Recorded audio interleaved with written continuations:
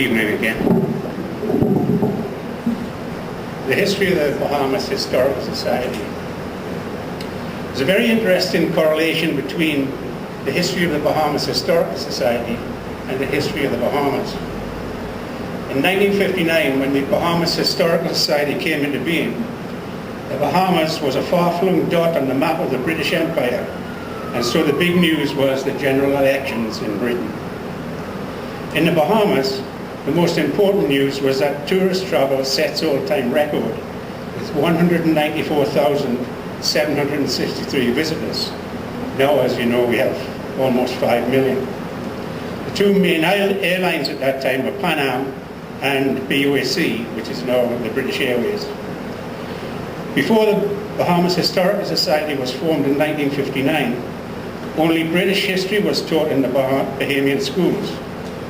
Paul Albury reveals what Bahamians knew of their history. When I attended school at Harbour Island, it was generally known that Christopher Columbus discovered the Bahamas on the 12th of October 1492.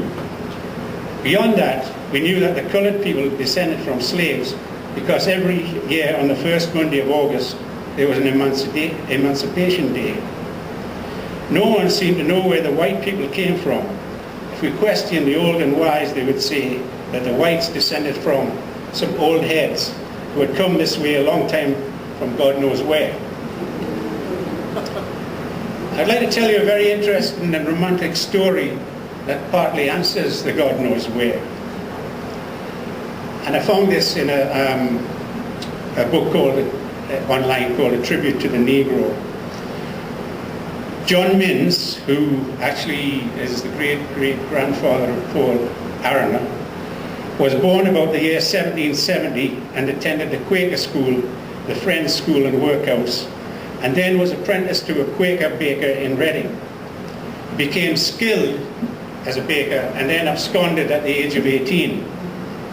His family gave him up, but later heard from him and learned his story. About 20 years later, probably around about 1790 or so, he was on a sailing ship that ran aground approaching Nassau and was sinking fast. Poor John could not swim. The ship also had on board a man with several enslaved Africans, including Rosetta, who was a good swimmer. Seeing John's distress, she procured a bed mattress and threw it into the water. John jumped on it and Rosetta swam him ashore. Rosetta, when she got to Nassau, was sold to a master, and John became a successful baker in Nassau to the West India Regiment, but never forgot the girl that saved his life. He saved up enough money to buy the freedom of Rosetta. They were married and lived in great harmony, with Rosetta bearing several children, but eventually she died in childbirth. The funeral was attended by a large number of friends, rich and poor, black and white, bonded and free.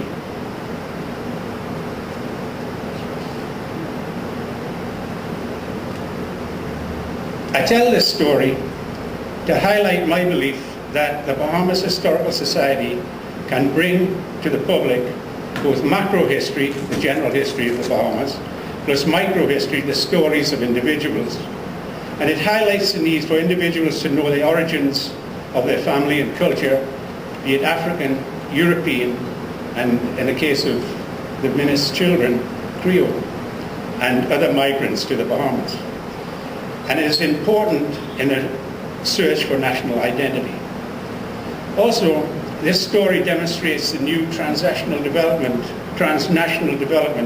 in historical research, which takes into account migration and mobility.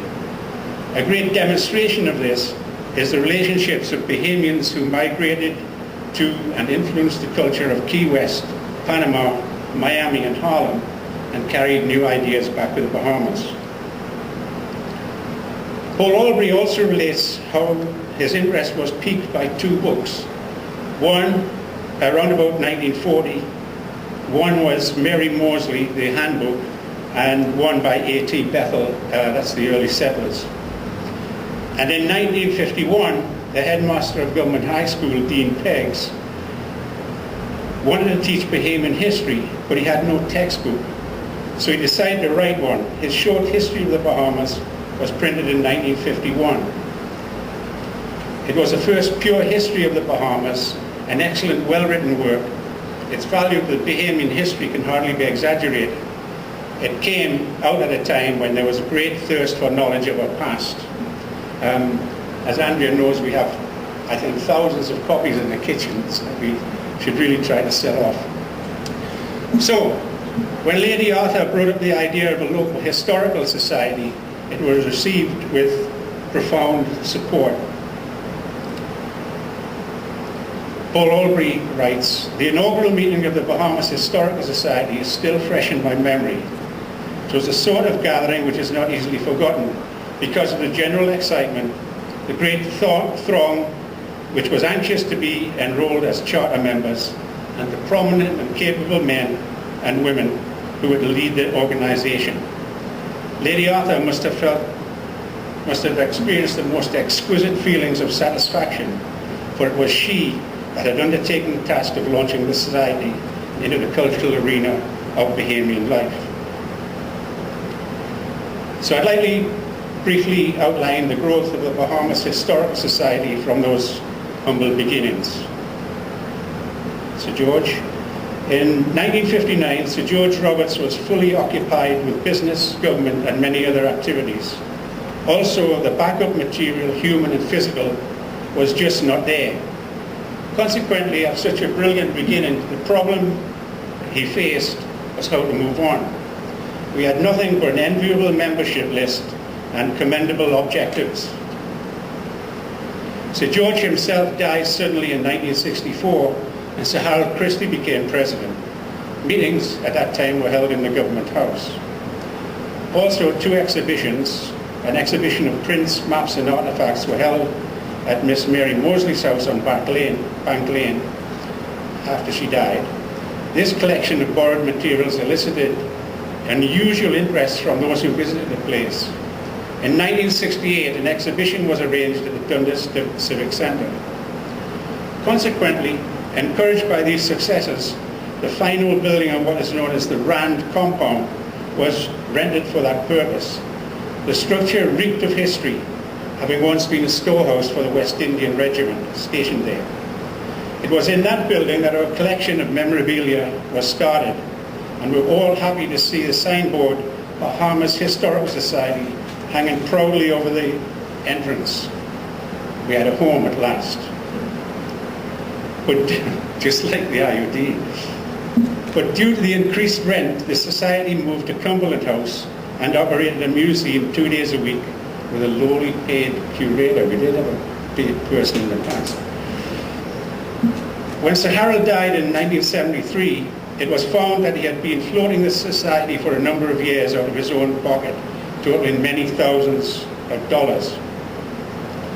When Paul Albury took over as president from Sir Harold, the society was in a bad way, in debt, and we had to give up the Cumberland Street building.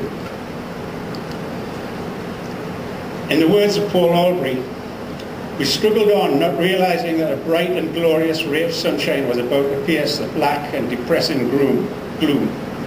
The imperial daughters of the empire were reassessing their position in the Commonwealth. Changing times had much reduced the membership as well as the many purposes for which the order was formed. Consequently, the members were actively considered selling the building and getting rid of the problems of repair and upkeep. The same things we have now.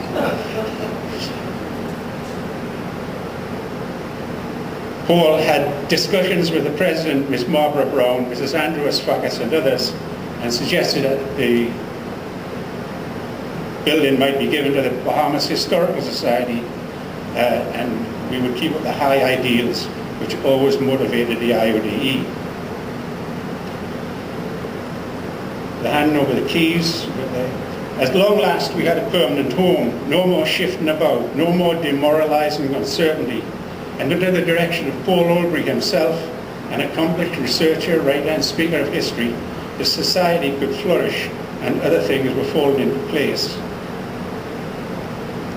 At last, the Bahamas Historical Society had, in one building, a magic mirror to the past. The archives, under the direction of later Dr. Gail Saunders, was developing into an important centre of primary research. A determined effort was made to introduce the teaching of Bahamian history into the schools, and the College of the Bahamas was getting underway with teachers better qualified and more inquisitive than our country had known before. In 1979, it was the College of the Bahamas teacher, Dr. Peter Dalio, who answered the call when they were looking for an editor for the Society Journal.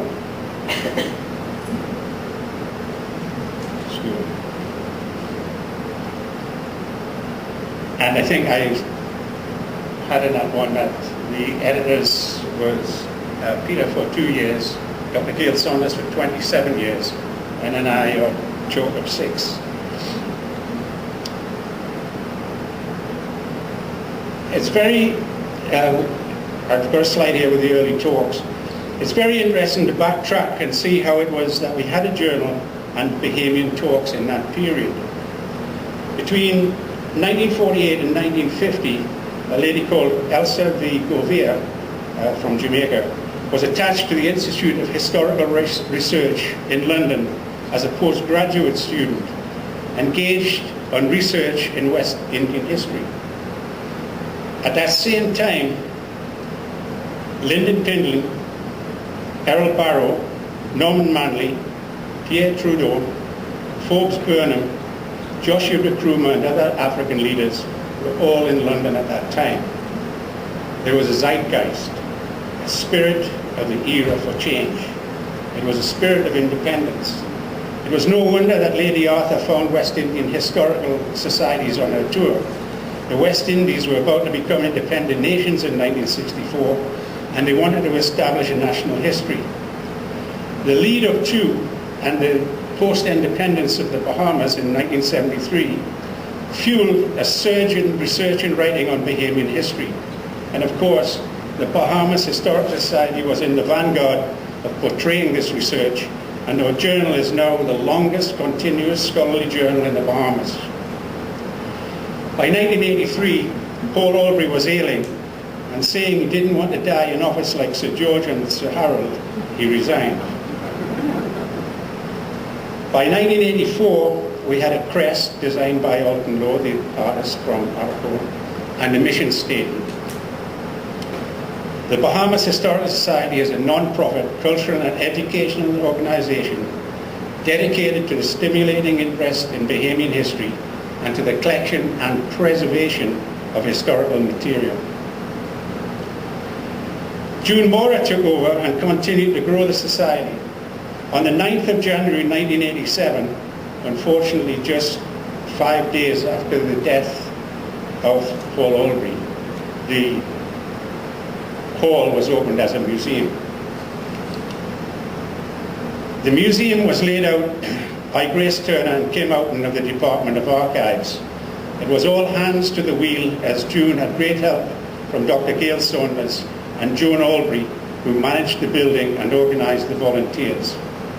Even though June resigned in 1988, she continued to be extremely active until her death in 2014.